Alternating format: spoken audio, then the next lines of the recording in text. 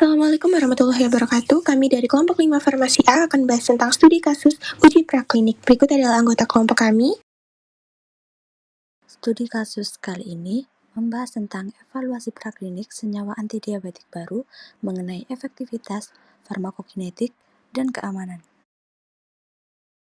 Uji praklinik merupakan tahap penting sebelum suatu obat diuji pada manusia.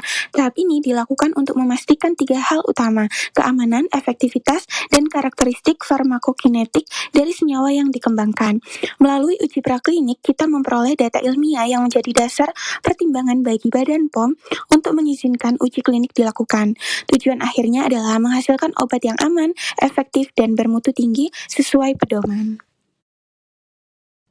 Dalam kasus ini, sebuah perusahaan farmasi mengembangkan senyawa baru sebagai obat anti-diabetik. Sebelum dapat diuji pada manusia, senyawa ini harus melalui serangkaian uji praklinik untuk menilai 3 aspek utama, yaitu efektivitas melalui uji farmakodinamik, profil waktu paruh melalui uji farmakokinetik, serta keamanan melalui uji toksikologi. Ketiga uji ini menjadi dasar untuk membuktikan bahwa senyawa tersebut memiliki potensi sebagai obat anti-diabetik yang aman dan efektif. Uji farmakodinamik berfokus untuk membuktikan khasiat dan mekanisme kerja senyawa terhadap sistem biologis. Pada senyawa antidiabetik, pengujian diarahkan untuk melihat sejauh mana senyawa dapat menurunkan kadar glukosa darah, meningkatkan sensitivitas insulin, dan memperbaiki fungsi pankreas. Data farmakodinamik ini menjadi bukti awal efektivitas obat sebelum masuk ke dalam tahap uji klinik. Panduan pelaksanaan uji ini tercantum pada Peraturan BPOM Nomor 20 Tahun 2023 tentang Pedoman Uji Farmakodinamik.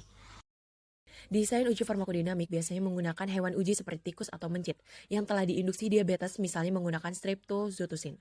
Hewan dibagi menjadi beberapa kelompok dosis untuk melihat efek senyawa terhadap kadar glukosa, berat badan, dan kadar insulin.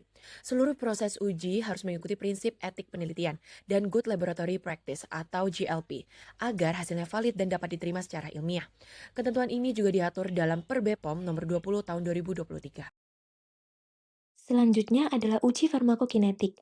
Uji ini bertujuan memahami bagaimana tubuh memproses obat, mencakup 4 tahap penting seperti absorpsi, distribusi, metabolisme, dan eliminasi. Tujuan akhirnya adalah menentukan profil waktu paruh dan kadar obat dalam darah untuk melihat seberapa lama senyawa bertahan di dalam tubuh. Metode dan tahapan uji farmakokinetik ini dijelaskan dalam Tools Penyusunan Protokol Uji Praklinik tahun 2022. Untuk menentukan waktu paruh, sampel darah diambil secara berkala setelah pemberian senyawa uji. Kadar obat kemudian dianalisis menggunakan metode seperti HPLC. Waktu paruh yang ideal menunjukkan keseimbangan antara efektivitas dan keamanan. Tidak terlalu cepat dieliminasi, tetapi juga tidak menumpuk di dalam tubuh.